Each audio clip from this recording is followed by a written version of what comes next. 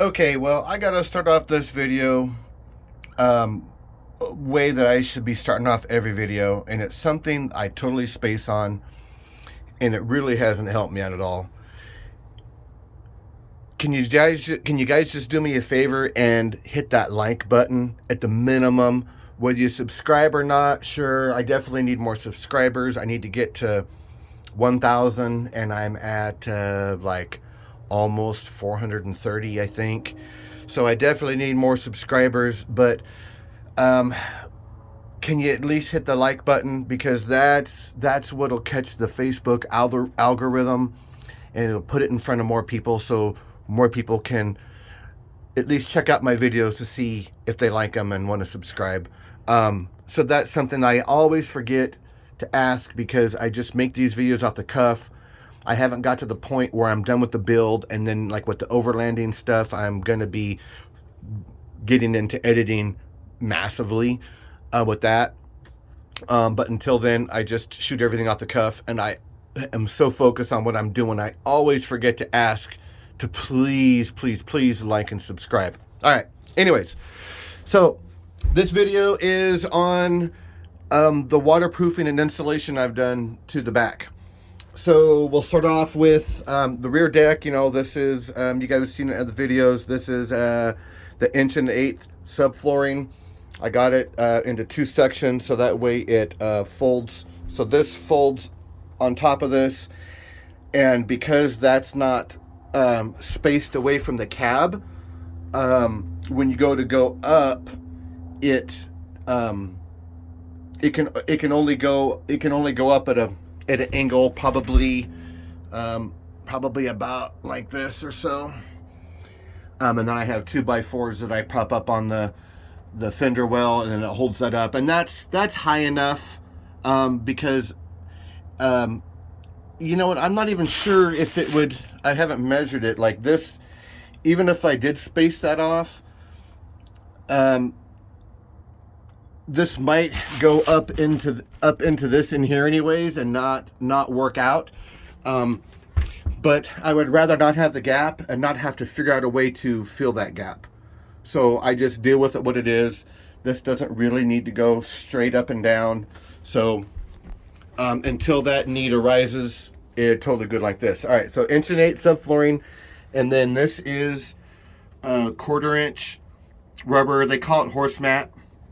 You know, for horse trailers and stuff, it comes in like this 1/4 inch. You can get it in like what is that, 3/4 or whatever. And actually the 3/4 stuff is what I have. Yeah, it's kind of dirty on the inside here, but my middle piece there, my tunnel cover, that's 3/4.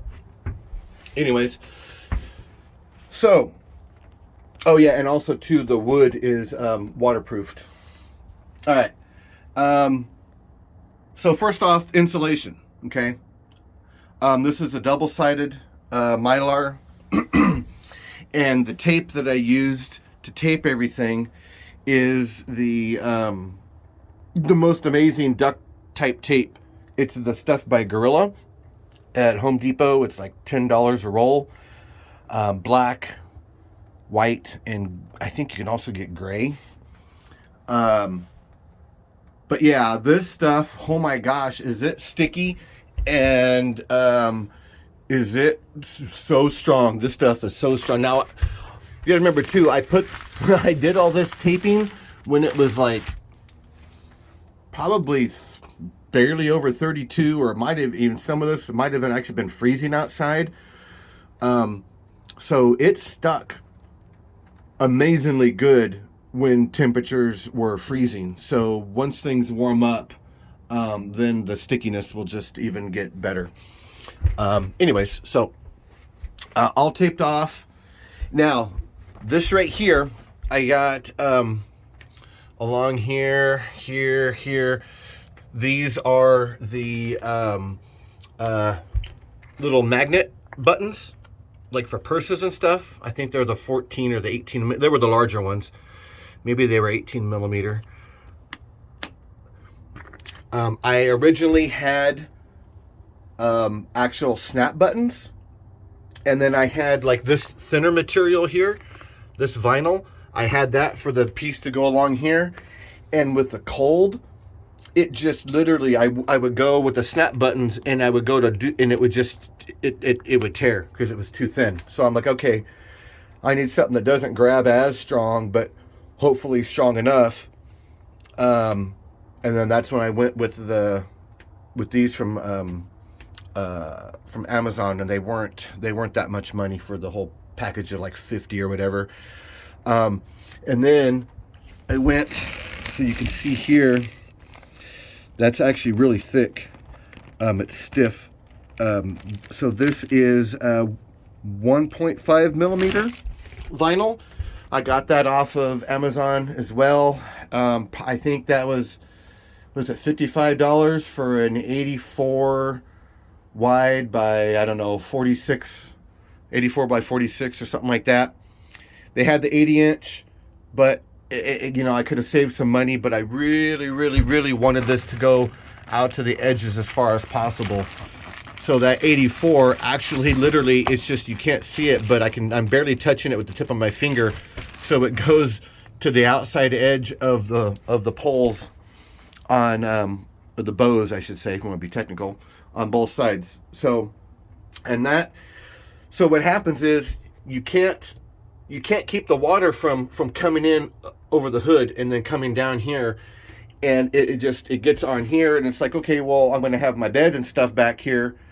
Now when you're driving around, like, the bed is going to be inside the big, like, vacuum case. You know, like how you get those vacuums to suck all the air out of it with the vacuum, and the bag has a one-way valve on it to compress it for storage.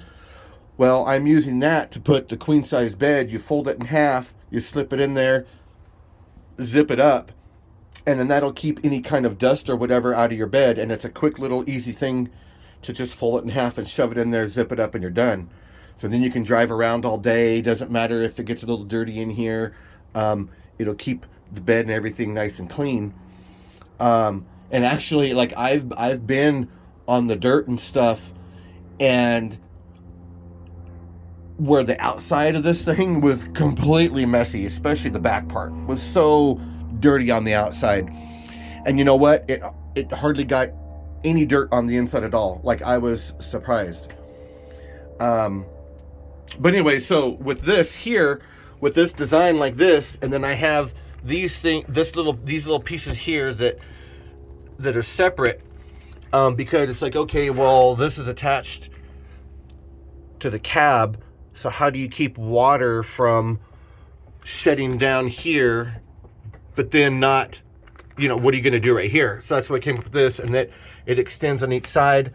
And then so both this and this go down under the level of this. So whatever water, and I wound up having to go and cut a little bit, maybe like a 1/4 inch, because this used to actually fit really tight, all nice and perfect. But then I realized, oh wait, I made that too tight, because now the water can't shed. Like, you can't put this down in there and have the water shed. So I had to use the multi-tool and cut along the whole thing, to be able to get that space to where I can slide this in there without too much effort. And then, like I said, I got these things that grab that there. Now, because of the weight of this thing and how these aren't that strong, and it's not like I got a ton of them on here, I had to do this. So I wound up getting these. It was like a 2-pack of these over at Home Depot for like $5 or something real cheap.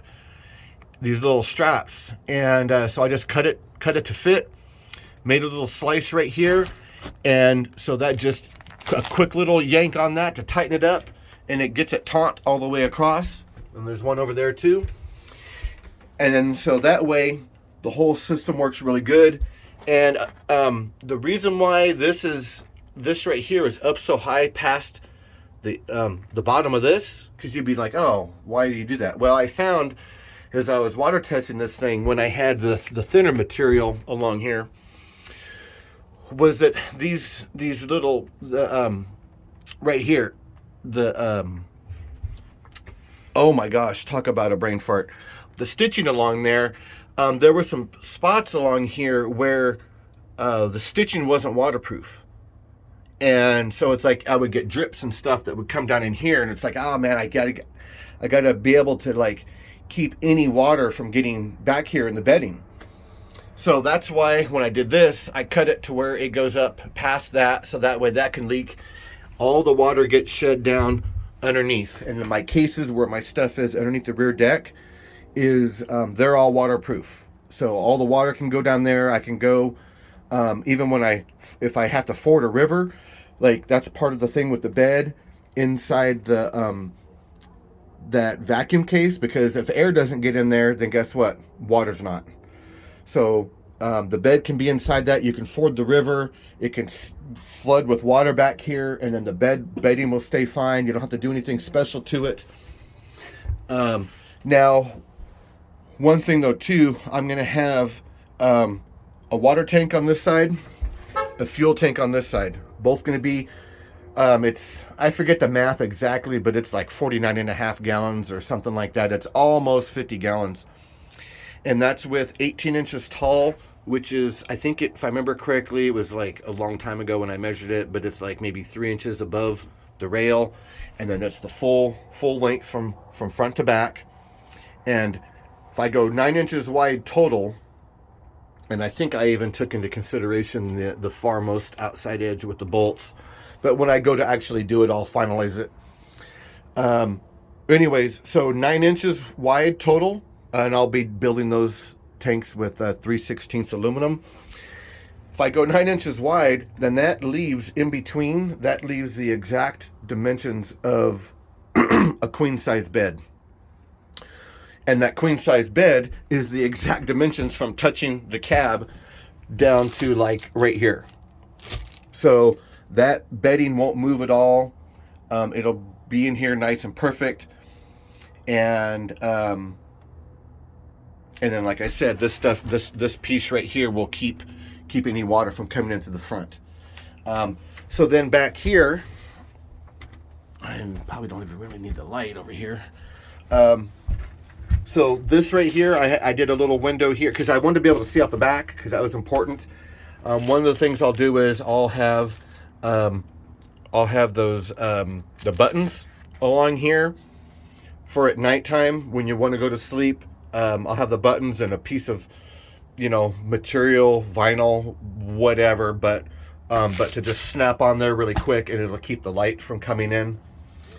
And anyway, so that's that same 1.5 millimeter vinyl, because you still want to be able to see out the back.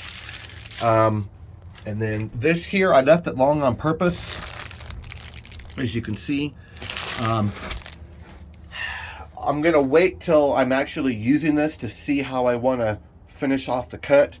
It might be something where, right here where the fender well is, I might cut this right there on both sides and then just tuck this down in between the gap here at night. Not sure how I want to do that, but I'm going to wait until I'm actually using this thing to find out. So for this whole thing to still be functional,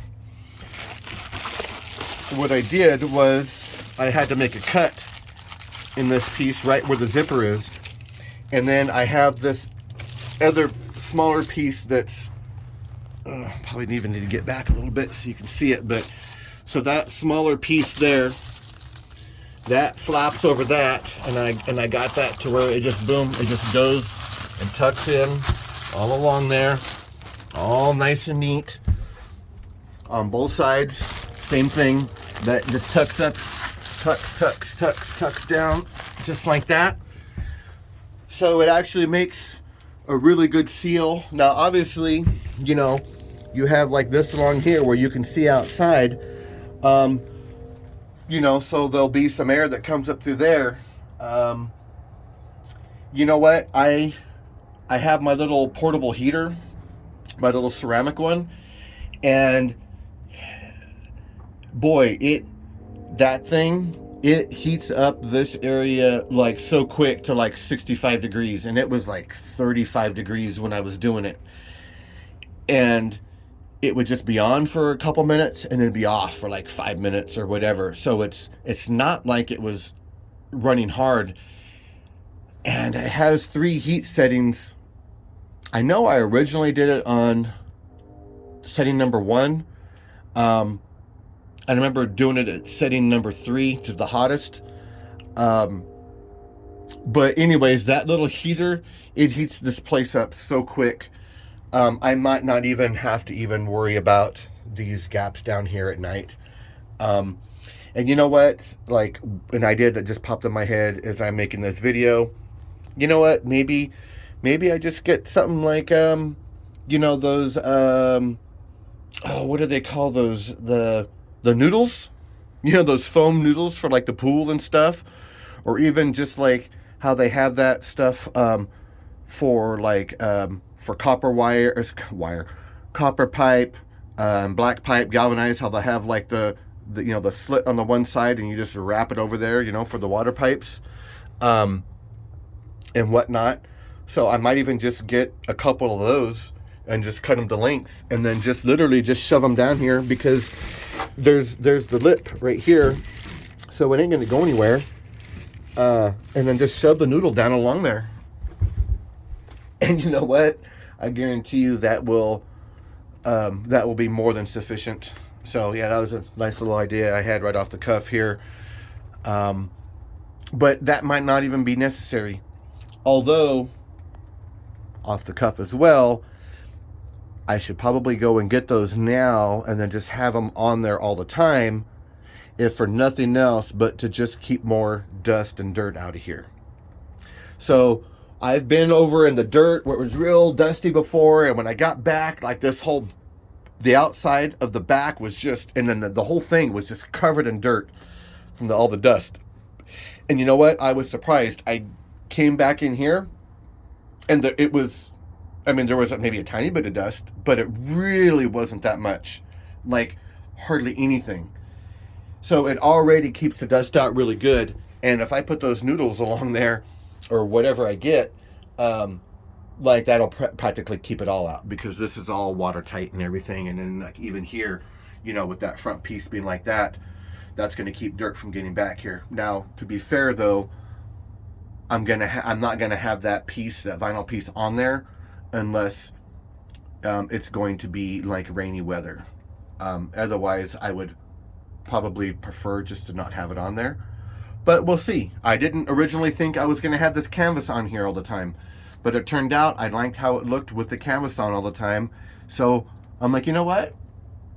That's just one less thing to do when I stop somewhere and I don't have to have a spot to store the canvas, and I don't have to have a spot to store the bows, because the bows actually don't fit in the bed the way they are now, because of my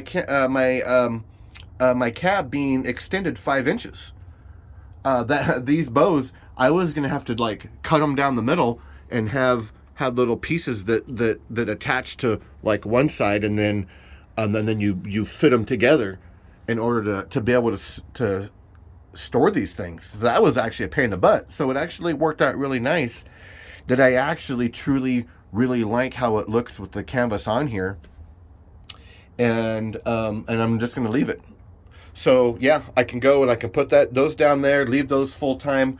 Whether I have this on here, like I said, it'll be something where, unless it's going to be raining, I would probably prefer not to have it on there, because you know that also hinders getting in and out through the back window, and that back window is part of the whole safety feature that I built in to this overlanding rig. And that's where, if you're sleeping back here and some stuff happens, like whether it's a bear or some cougars, I mean, probably not really cougars, but like bears or whatever, in the middle of the night, you get woken up by the motion detector alarm, because I got motion detectors, and it'll wake me up in the middle of the night. What are you going to go and unzip this, climb out when there's a bear out there, and try to run around and get in the cab to drive off? No, like, you're not doing that. And what's even more, terrifying is the wrong word. What's more worrisome than a bear trying to get in the back is a human, because you don't really want to see humans coming up to you out in the middle of nowhere in the middle of the night. If the human's coming up to you, man, that's not good. I don't think anybody would be coming up to a vehicle in the middle of the night that just wants to say hi. Like, I don't see that being realistic. Now, if you happen to just come across somebody in the middle of the day, hey, you know what? It's a big world, but there's a lot of people around, and, you know, like, I'm going to be getting to most places with dirt roads and with the fire roads or whatever. So if I'm doing it, other people are probably doing it too. So, but in the middle of the night, then on top of that, you got a military vehicle like this. And if somebody's coming up onto a military vehicle in the middle of the night, out in the middle of nowhere, I think the chances of it not being nefarious in nature are like 1%. So like I said, bad enough just being any vehicle, but if you're going to come up on a military vehicle, like, you know that, yeah, military vehicle, whether it actually is somebody in the military in that vehicle that's out doing something, training exercise or whatever, or if it's a civilian in a military vehicle, the chances of that vehicle being armed is like 100%. It just is. So, you don't want to see humans coming up to you in the middle of the night. And, you know, as much as you want to be prepared to defend yourself and your family, nobody really wants to have to shoot anybody. You just don't.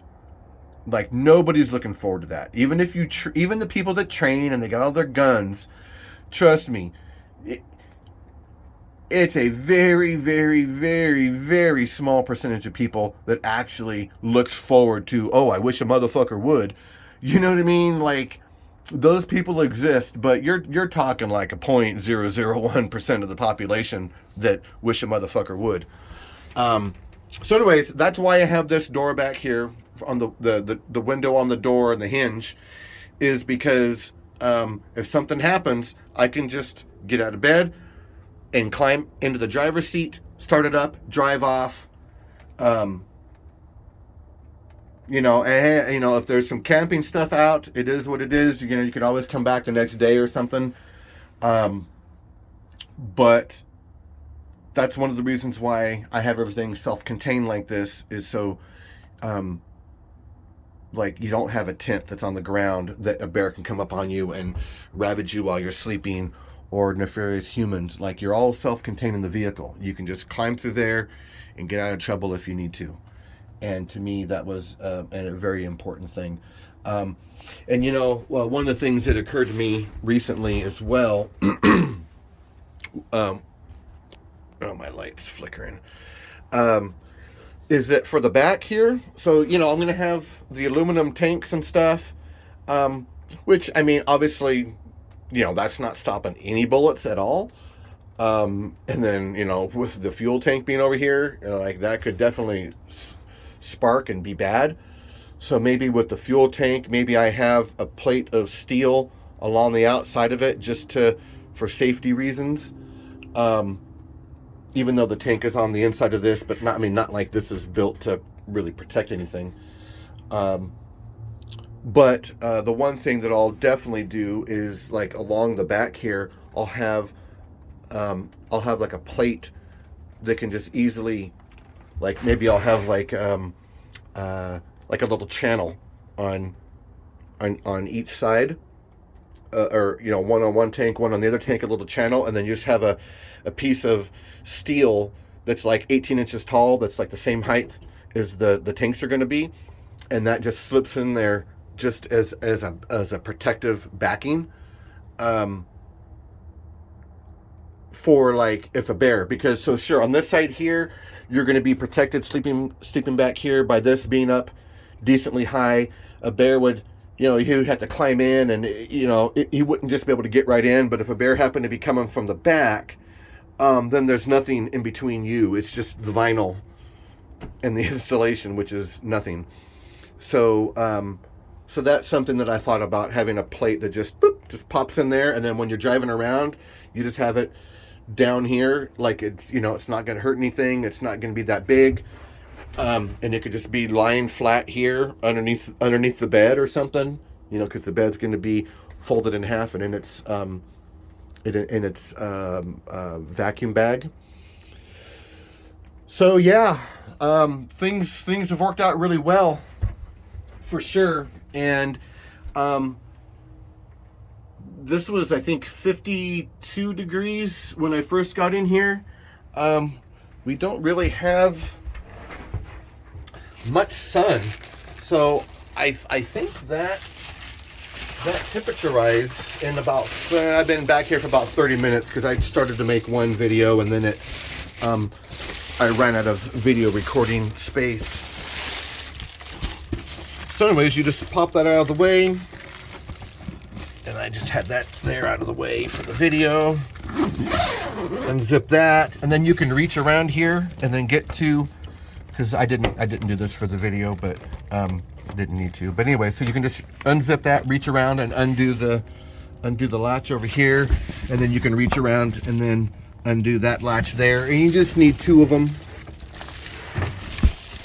And you just hold on to that when you go in and out. It's a nice little grip. And yeah, there's a little bit of sun, but it's mostly cloudy. So you can see here where I do get a little bit of sun on the very top. So it's hard to say. I think that temperature rise is probably more me being in there, and probably maybe a little bit of the sun. But it does get hot in there during the summertime. That's just a fact. I hadn't had the back done yet because I just finished that a couple days ago. But a few months ago, I was back there, and it was like 95, 100 degrees or whatever, and it was beating down on this thing, and it was hot in there. The sun never even actually hits from the back; it just hits from the side or the top there, because of the direction it's parked. So yeah, if anything, it's going to be something where, you know, I'm going to want to have some air conditioning there. But then again, too, you're not going to be in the sun. Like, I'm going to be in the mountains and stuff. So the air conditioning, that might not ever need to be a thing, because I'm going to be in higher elevations, just because of the type of overlanding and stuff I want to do. And it's going to be in the mountains and stuff, so you're normally going to have a bunch of trees and whatnot. So I don't expect heat to be an issue. But you know what, if it is, well, you know what, I can solve for that when the time comes. But anyways, so yeah, there we go. And this here, oh, and I had to do this. I cut that, and then I just kind of I have this fold in here. It was really the only way I could do this, because this is actually designed, you know, for the cab being over here, and I got that extra 5 inches. But that seems to work out just fine. Oh, and then that's my plug for getting shore power to my 6,000 watt converter and transformer. But as you can see, the back side of this, it's I waterproofed it. So you know, that's I eventually need to cut those bolts down a little bit. They just kind of rubbed my special container I made for back there. But yeah, so as you can see here, this comes down through here. So any water, it just sheds down into back here, and this is all going to be waterproof containers. So anyways, I don't know if anybody's still watching, listening, but please like and subscribe. That would be amazing. At the minimum, at least please like the video. Okay, guys, I'm signing out. And oh yeah, and I definitely water tested this thing pretty good. And I think I got it pretty solved. Laters.